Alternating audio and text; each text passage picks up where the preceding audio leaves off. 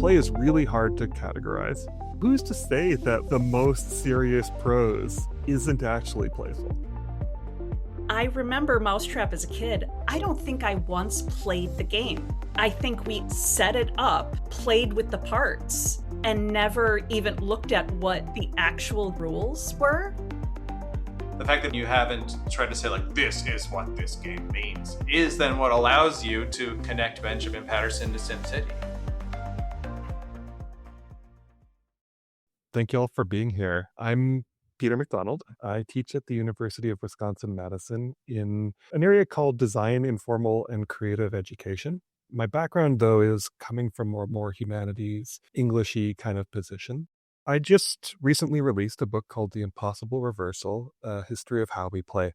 And I'm in conversation today with Tiffany Funk and Chaz Evans, and I'll let them introduce themselves in just a minute. But I'd love to tell you just my vision of what this book is about. So this book began with two major provocations for me. The first is that I think play is often framed as a single kind of experience, or play and playfulness as a singular qualitative mode in which we engage with games as something festive, exuberant, joyful, fun.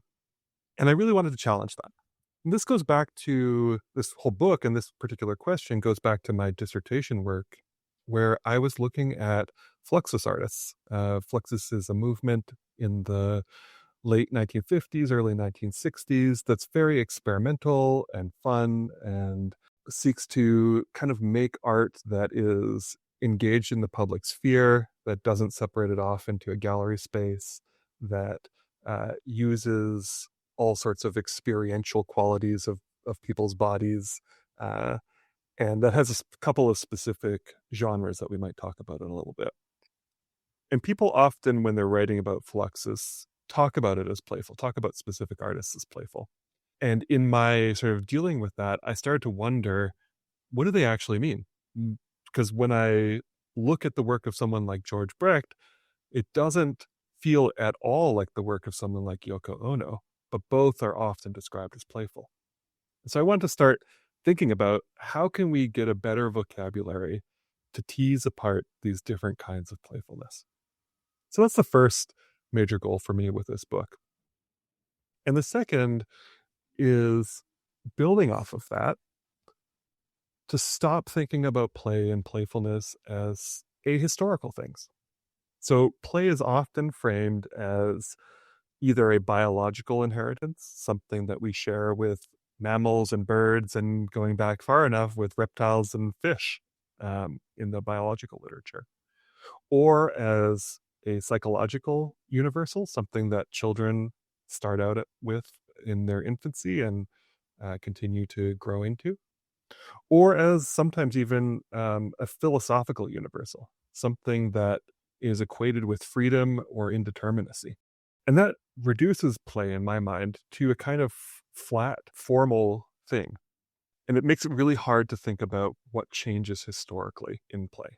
So the second goal of this work was to go back to Fluxus again, but now to think about it in its historical moment, to think about why Fluxus happened at that particular time and place, and to situate it against and within a number of other practices that made play culture in the United States in particular, but also a more international and transnational play culture, different in that moment in the 50s and 60s. So before video games, right? This is, there are computer games at that moment, but there's not a public culture of playing and paying for video games. And yet I want to make the argument in this book that there is a huge shift, even without that technological shift, towards a new kind of play culture. And that takes place through new developments in role-playing, new ways of training managers with simulation games, all sorts of mechanical inventions, pinball sets, and so on.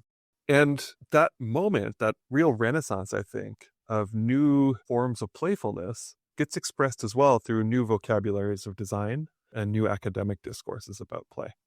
And so this book is trying to really think about that mixture, that cross-pollination that makes play and playfulness start to mean something different than I think it did in the 19th century, and maybe different again than what it means for us today. So there's this like period of time that I I'm just fascinated by and really want to kind of dig into in a wide variety of ways. I'm Tiffany Funk. I teach at the University of Illinois, Chicago. I'm the co founder and I teach in a program called Interdisciplinary Education in the Arts with Hannah Higgins, who is cited a good deal in your book, which is great. And the program, it's kind of like yours, Peter, that it's interdisciplinary. And when people ask, what does that mean? I often have to go into the idea of intermedia, talking about games and play, art as research. We try to reach out to all the rest of the College of Art Design and Architecture. My background's in art history more properly, but it was an interdisciplinary sort of degree of working with early computation and art and sound practices. I do my own work, new media centric writing, conceptual writing, film. My undergrad is at the University of Wisconsin in the film program, so I'm familiar with some of the ethos there. Hi, I'm Chaz Evans, and I'm an assistant professor at the University of South Carolina. I'm in the film and media area of the School of Visual Art and Design. I teach a number of new media art topics. I teach a lot of 3D animation and video game related courses. I teach other fun ways to be creative with your computer. And my research right now is about the history of 3D animation and computer graphics framed by the history of the platform Maya. That said, all of my studies about computer art are prefigured by experience in the world of performance and doing a lot of performances in my art practice of the past before I was spending more time as a scholar. So the Fluxus works and the way you have given new read to them in this book they're artists that have been dear to me in the past, that your reads have given a whole new way to enter their work, and especially because have been invested in performance art as well as video games, and always felt somewhere in the back of my mind they're connected somehow. But this is one of the first, if not the first, real assertions that the connection is 100% there. So I'm really excited that it exists, and also excited that we get to talk about it today. Outside of teaching, I've curated a lot of video game art exhibitions. So thinking about how there is a historically specific era of play that starts post-war and coalesces around the time that video games are coming together. This is highly relevant and useful for anyone working in the video game art field right now, whether you're making art games that are supposed to be played at home or played in an art gallery. I have so many questions I could ask. So if the epoch of playfulness that you are talking about in this book, which sort of goes from the post-war era to early 90s, if that is historically specific in its own form, how does it compare to the other epochs of playfulness that were before it? In other words, could we say, is it more playful than eras of playfulness that preceded it? Now that we have defined that time frame, can we also now make comparisons between other eras of playfulness? So one of the great thinkers, or at least germinal thinkers of playfulness, Johann Huizinga, asks sort of the same question. And for him, we're kind of in an era when he's writing in the 1940s, and probably he would say today too, are in an era of decreased playfulness. That like the Baroque and Rococo is the moment where at least European culture reaches its height of playfulness, and he's writing in the shadow of Nazi Germany, and this is sort of a moment for him where we're engaged in false play. For me, I think about it in slightly different terms. I don't think of it as a question of quantity, but rather as quality, different qualities of playfulness and different modes that we might mark these eras with. And I owe a lot of this to thinking about the 19th century because my partner, Amanda Schubert, was also writing a book where she was looking at optical toys from that era, and Victorian culture in particular.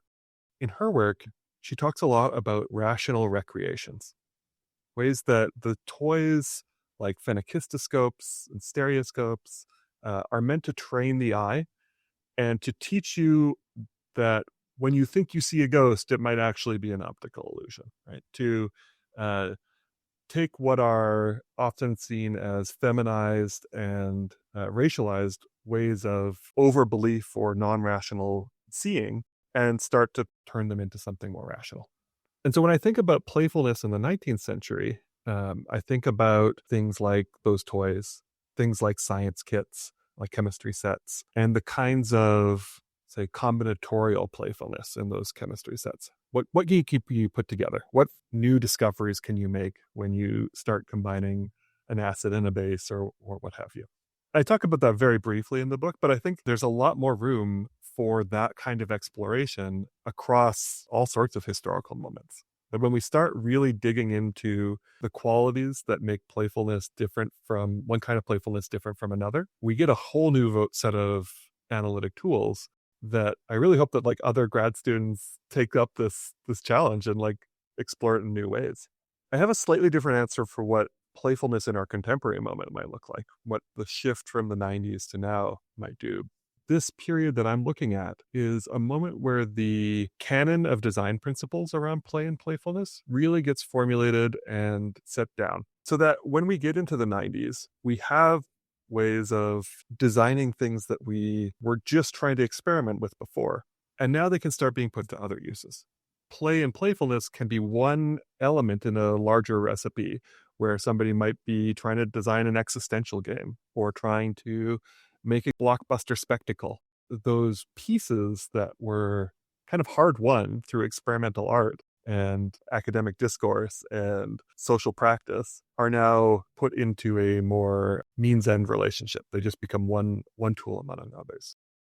A lot of what I was thinking of, especially when you're talking about that Victorian era of optical toys, which, by the way, are my tattoos that I have. That was a lot of my master's work that I did with Barbara Stafford because she was very interested in teaching medicalized ways of thinking, even how like space pictures are in a way a form of play because they are edited so that we can see color because there's no color in like the James Webb telescope. Aside from all that, I'm thinking about these sets that you're talking about, like these chemistry sets, STEM education toys. It's like the thing that you get for like every Christmas for your kids. But what I really loved in the book, and I think this is even just in the introduction, you talk about Mousetrap. I remember Mousetrap as a kid. I don't think I once played the game. I think we all set it up and did the Rube Goldberg thing and then played with the parts and never even looked at what the actual rules were. And I had so many games like that. And my kids have so many STEM games like that where they just tear the thing apart and do different things with it. It feels like the mode is the same regardless of the time period, which like takes me through to like COVID when I'm teaching a course with my students and I ask them what their favorite games are. And a student comes in and says, "Oh, I play GTA Online. I don't play the game. My friends and I, we detail cars together and talk." It's his favorite game because that's what they do. It just hit me the way that these open-ended games, the Brecht, the Yoko Ono, they give us these tools and then we answer the questions that are asked of us in a playful way. It gives us the opportunity. And I think that that's so nicely said in the text, like in different ways, you know, giving us examples, especially with the Yoko Ono piece, Hide and Seek. Do you feel comfortable calling Mousetrap a STEM game, sort of historically retroactively, Peter? Well, yes, and for folks who aren't in game studies, there might be some like disciplinary boundaries that might seem weird. One of those is that play studies and game studies are kind of different fields. Game studies gets some of its prestige because video games in particular are such a massive cultural form today. The study of toys is a really niche kind of field that very rarely crosses over into game studies. There's a few people doing really excellent work in this. Seth Giddings just had a book called Toy Theory that came out. But by and large, toys kind of get left by the wayside. And play studies itself tends to happen in anthropology departments, in education departments where we're looking at young children in particular, folklore studies. But those pieces don't always cross into game studies. And I think we miss a huge swath of what we're interested in when we don't make those interdisciplinary connections. And so for me, like going back to Mousetrap, going back to these toys was really important, not only to think of them as toys, but to think of the way that they kind of cross that boundary, right? That Mousetrap is a game, but we use it as a toy. The way that we play with it has a kind of like cultural history that's separate from the cultural history of the game itself. To the perspective of the Impossible Reversal, is the book a play studies book, a game studies book, or the rare book that manages to do both? I mean, I hope that and more. I mean, I'm probably dangerously ambitious in this book.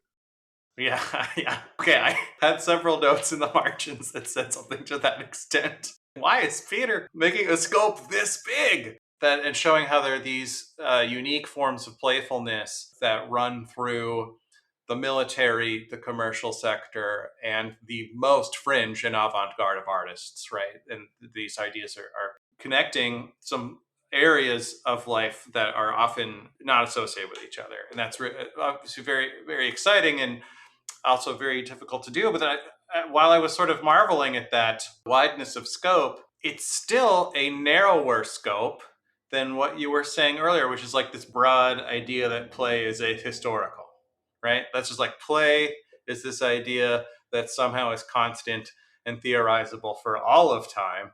That is so broad that it's often a conversation ender, right? Like it's like so broad you don't know where to start. So even as ambitious and as wide as your doors are open with this project, it still gives us more of a foothold on a larger conversation, because at least it brings it down to an origin point in the 20th century, right? What made you want to bite off that much? And the subtitle of the book is a history of how we play. Would you say that this book is a history of modern playfulness? Oh, can I give a little bit of flavor to that as well? With just when you're saying the ambitiousness of it, the thing that I thought right away was the you're either yes-anding or but-anding Fredric Jameson. And I loved that little bit because that is like the crux of being like, play is not possible in Yeah. late stage capitalism. Yeah. Done. Mark Fisher, end of history. Sorry, everybody. No more play. And then you quickly do the, yeah, but.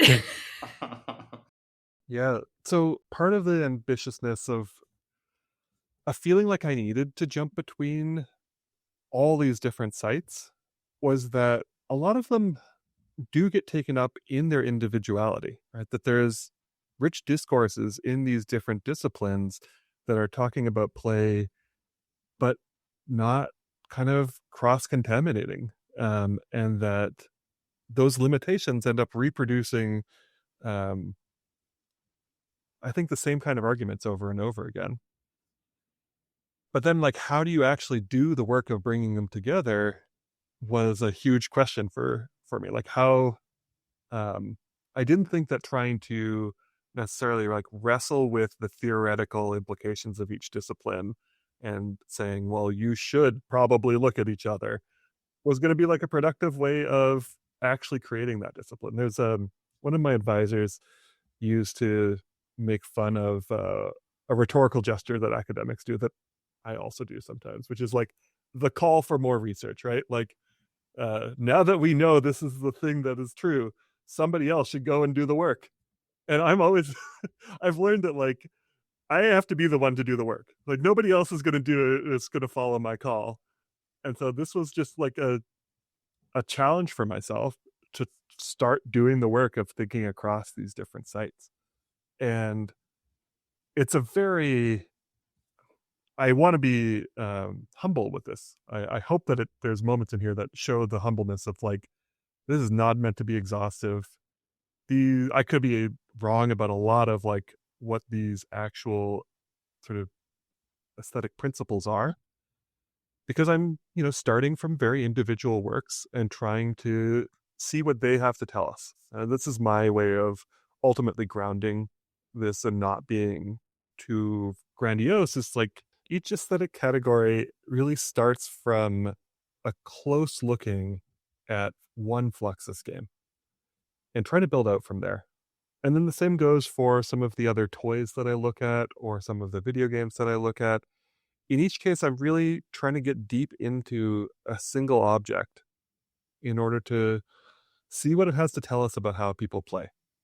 And so that way of approaching things is ultimately like not going to tell us for sure that this is characteristic of all of the 1960s or whatnot. But I think it starts to make those bridges between disciplinary positions in the sort of details, in the nitty gritty, by following where the archives lead sometimes, where the feelings lead. I definitely recognize that. It was especially noticeable when you're talking about Benjamin Patterson's game, three capacities and one inhibition. You go so far as to say is like this is a very complicated game, and it's the one I understand the least in the whole book. Right? I think that's almost a direct quote in the fact that you're working in your own perspective makes it so we can kind of try to figure that game out with you because your own sort of subject position is in the scholarship, and then the fact that it's grounded on one person's perspective and you haven't tried to say like this is what this game means is then what allows you to do something as audacious as connect Benjamin Patterson to SimCity.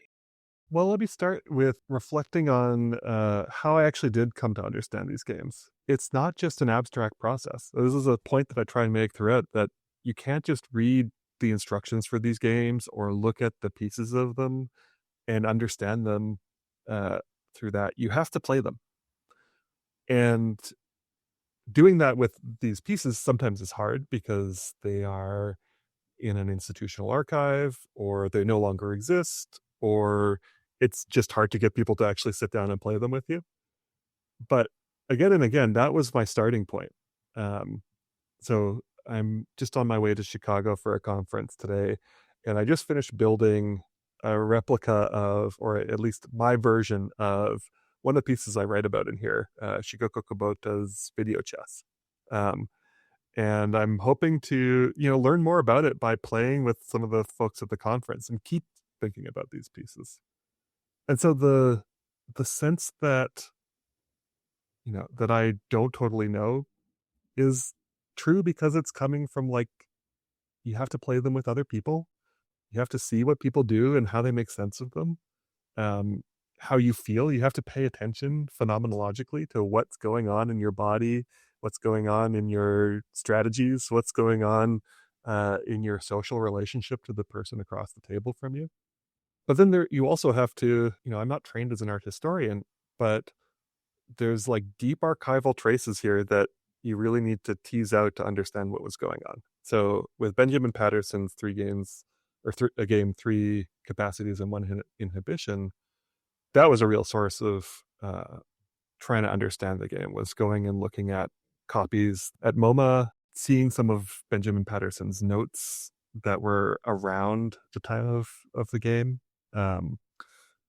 looking at what he was reading, like his library notes and things like that, and try to reconstruct the situation in which the game would have made sense. And that's how I ended up getting to SimCity, is that, and this is still quite a speculative argument, I think. There's no concrete proof that Patterson read this essay that I claim he read by John Rawls about a theory of justice. But circumstantially, I'm pretty convinced that this is like, that this game is almost a satirical work about Rawls' essay. And that's really crucial to understanding the way that we're supposed to play it. That it becomes this thought experiment on founding a society, founding a collective. And it does that through a number of capacities, as the title says, for stepping back and reflecting on what makes a connection to another person, what makes it just, what would make it violent. SimCity does something totally different, or uses different mechanisms, but I think it ultimately is like working in the same set of feelings. That's sort of the short version of like how I make that connection, is like looking not at the specific genealogies of saying SimCity folks definitely knew Ben Patterson, because they certainly didn't, but trying to figure out why people are making games to create these feelings. What is the logic behind that? And where does that logic go and show up in new places? So even if someone really wants to press hard and contradict the idea that Rawls and Patterson had anything to do with each other, you'd say, well, even if they don't, putting them side by side and looking at the similarities helps us understand playfulness anyway. Yeah, in a certain sense, if they didn't know each other, the coincidence of their making this kind of playfulness central to both of these projects is almost more interesting. I love that if you put this chapter directly uh, in conversation with the Yoko Ono chapter, chapter 3, what's so nice about it is that you have the looking inward, like the developmental side, and then a sudden outward, like building your world. Like they're these stages, and they don't work directly in that way necessarily, but they could be thought of in that way. I see these specifically as very fundamental modes of play that kids and teenagers use. Because, like, SimCity 2000 was so important to me at that time, and I was younger. And then, like, the idea of hide and seek and everything, you know. The beginning part of your book, could you see it as a parent's guide to raising children to play? Give me a second to think through that. I mean, I was thinking of that mode the whole time, but it's because I've been having these particularly long discussions recently with my husband about my kids playing too many video games and all the sort of doom and gloom that's come out about it. And the way in which you handle these first few chapters is just about, like, oh, modes of play. What the fact that it's like video game versus toy, we're going to knock down those boundaries, like as you were saying before, disciplinary boundaries between talking about games and play seem so arbitrary when we're talking about certain subjects. um the fact that, like I said before, GTA online can be used as a place to hang out with your friends. Minecraft is building stuff, but it's nothing like Mario, and it's nothing like Mario, like level building. Like there's different sort of modes going on that kind of think more about developmentally what we're doing with our time and what sort of strictures are in our lives, and whether or not it kind of counts sometimes as even like activism within certain boundaries. So, one of the people that I have written a little bit about and am continually sort of drawn to is the play theorist Brian Sutton-Smith, who um, has different phases of his career. And one of the earlier ones is he worked in a psychology department, and he wrote a book called How to Play with Your Children and When Not to. It's a kind of pop psychology book about the different age phases of play and what each different kind of developmental category speaks to in terms of game rules and mechanics and fun and things like that. It's a fascinating read. I think there's a lot there for game scholars to think about how childhood is framed through play in that book. But later in his career, he sort of takes it back and says that way of thinking about play, that developmental logic, takes the play out of play. It makes play into an ends for something else, and it makes children uh, like not fully developed adult, like they're going to be adults and they're not there yet. And when we stop looking at it like that and start seeing play as um, already everything it needs to be, we start noticing lots of things about play that we otherwise might not. Its violent aspects, its gross humor, it's like all these things that are much more morally ambiguous or ethically ambiguous. And for me, that is the territory I really wanted to be in this book. Is like there's a lot of writing that makes play into something inherently good, right? Makes play into a politically progressive thing, that it subverts systems, that it is joyful, that it resists capital exploitation. And I didn't want to kind of move into that territory, especially working with an avant-garde group like Fluxus. Like it's very easy to see Fluxus as fundamentally resistant when I think that they're much more ambiguous. they themselves are interested in commodification. They're interested in technologies and graphic design. They have mixed politics. They have sometimes really like bold manifestos, and sometimes they don't show up to like a civil rights movement, and it's kind of, you know, pisses off some of their members. My hope is that I can explore some of the power dynamics of play, some of the things that might make it rich for teenagers to take part in, for to like help them think through problems in their life, help them challenge authority maybe, but also that it has like gross aspects and dangerous aspects, and that like we have to hold on to both of those simultaneously. Um, this is where like going back to the question earlier about like kind of an educational toy, I think this is one of the places where when we talk about educational toys or games, again, we want to kind of scrape away all the stuff that might make them, the dirty arcade version of video games, the gum on the underside of the table version of video games. And for me, I really want to hold on to all of that stuff. That's part of what makes the texture of the aesthetic appealing to me. I love that so much because it glides over the fact that like kids can be feral little monsters. And it reminds me, and I have the text sitting right here because I teach it all the time. It's the Huizinga book, where the classic cover is children's games by Peter Bruegel. And that one it goes back to like they're playing games where they're whacking a kid against a piece of wood. Like it's horseplay, or like they're watching another kid peeing. And the thing is, like, when you take care of kids, that's part of the thing where everything is toilet humor.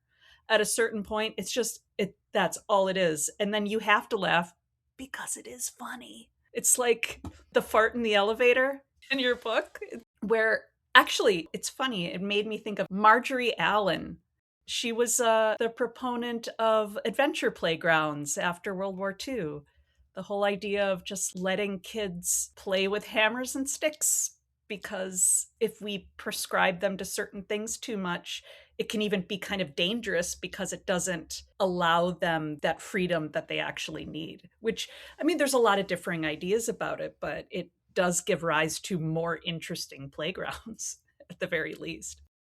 Yeah, and when this sort of goes back to the way that if we define play as universal and in broadly formal terms, often what we're getting rid of is some of that dangerous side of play, that we're treating, for instance, play as inherently free, when that is removing a whole bunch of experiences of play that I think we still should be paying attention to, where people feel like they're being forced into something, that they don't even know if they're able to make a decision. Again, going back to Brian Sutton-Smith, he has another great example of initiation rituals, where when he was going to boarding school, kids would dip a pool noodle in the latrine and then act like they were knighting each other with it. Is that play? Like, the uncertainty of it to me is the most fascinating part. Like it has all these things that we might want to exclude if we want play to be this pristine category that is inherently educational and resistant, but is always going to be haunting it, always going to be there in the background. I mean, it's in sports and everything too. The I've been getting back into hockey, and you go into it, and it's like the amount of like, okay, we're just going to let them fight for a while. Now we're going to step in. I knew that you could find more sordid and grungy examples of the dark side of play, more so than dirty arcade cabinets. So I mean, we can go so much more dubious than that. And when you mentioned, the sort of instrumentalizing playfulness as an inherent virtue, killing play, as like you said, with that sort of turnaround, Brian Smith, that reminded me of one question I wanted to ask you, which is sort of a devil's advocate question for the potential reader of your book, about theorizing and explaining play and how playful that could be. In the same way that people may complain that, artworks die once you put them in the museum. What is the effect of theorizing, categorizing, and explaining play on playfulness? Yeah, a slightly different version of your question that I've also thought about is when you write about play, should you be playful? Right? Do you have to capture it in the writing? I think my answer is that, especially when we go beyond play to playfulness, and so maybe I can take this as an opportunity to just define for me what that means, right? So I make an argument in the book that play is really hard to categorize, and we can't give a general definition of it. And so instead, we need to rely on our historical sensibilities, right? Like our way of recognizing play in the moment, in our community, situated in this particular context. And that's what I'm calling playfulness, right? Playfulness is not a character trait, not something that you're either a playful person or you're not, but rather the ways that we look at a playground and we're like, yeah, that looks like a fun place to play. Or we see a dog running at us and we know that they're not going to bite us because they're playful. So we have these unconscious set of criteria that we use, that all of us use at any given time to figure out if something is playful or not. And that is my way of thinking about what we're doing when we analyze play. That thinking is itself often a way of being playful. When I jump between all these different things, when I try and do this work that I'm not sure it's going to land, when I make a weird pun that is just like under the surface, but I get a lot of enjoyment out of it. There's a level of play there that doesn't have to be explicit. Play itself is never just playful in that festive, joyful, exuberant way. Right? Play can be hidden, it can be stoic, it can be repetitive. And so who's to say that like the most serious prose isn't actually playful, right? Isn't actually the result of some game that's going on under the surface. And I try and at moments like cue the reader for that in the book. It might, if we were being entirely serious, undermine something. But the seriousness is not itself the mark of a lack of play. Not all playfulness needs to be trumpets and funny hats. Like there's deadpan as well. There's deadpan. There's one of my favorite categories here is with Yoko Ono. Yoko Ono's work that I talk about at length is called Hide and Seek Piece. And it reads, hide until everybody goes home, hide until everybody forgets you, hide until everybody dies. Right? Like, how do you play that in a way that's joyful? How do you play that when everybody's dying around you without a deep sense of loss and seriousness? And I still think that Yoko Ono thinks this is a playful work. And so that's the real challenge, how to think that. I love that chapter so much. So Hannah Higgins led a seminar last semester with a bunch of the graduate students where they all did a bunch of they performed a bunch of the Yoko Ono works. I don't know if anybody did hide and seek. I don't think anybody did. Again, it goes to that feral place of like, well, at least when I read it, I remember playing hide and seek as a kid, and there's always the kids who just like go home. They don't tell you. They just go. And then I remember very well a very traumatizing memory of everybody stopping playing and I didn't know and I was there alone. And when you're a kid, you think everybody is gone. You think it's the apocalypse. You think everybody's dead, that you're the only one left out in the dark by yourself. And it's the way that is it brings you into a place of like just mental play, like where you're constructing different types of narratives for yourself in a sort of Lion, the Witch, and the Wardrobe sort of way that goes back and forth between being funny the moment, like when you're playing with the little kid in the closet and you say, where are you? Oh, I don't see you here. And the kid's laughing. But on the other flip side, they can suddenly get very scared because it's playing with that sort of perceptual leap.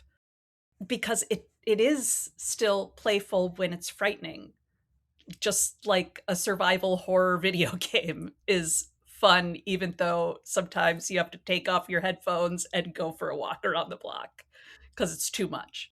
I like that. I like the playing along those lines and the not being one or the other.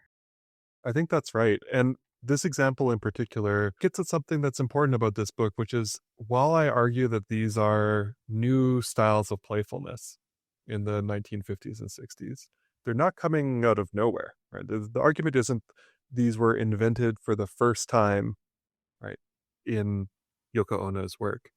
Yoko Ono is picking up on something that children have experienced and played with for a long time. But by picking up on that and formalizing it and sharing it in a public venue and being part of a larger community of people who are picking up on that, it becomes something that's recognizable and that becomes institutionalized in a new way. And that's sort of the core of the argument, that these things that we have ignored in playfulness, these elements of danger, of quiet, of banality, suddenly take on a new life in this moment and get used for new ends. That to me is the really fascinating part about what's changing in the US's relationship to play at that moment. I wanted to have a chance to just mark the subject of chess specifically. You mentioned video chess and how you've recreated it, and that's the subject of one of the later chapters. But there's a lot for the chess interested reader, I think, in the whole book, between in the introduction overview of this images of chess exhibition, there's the video chess towards the end.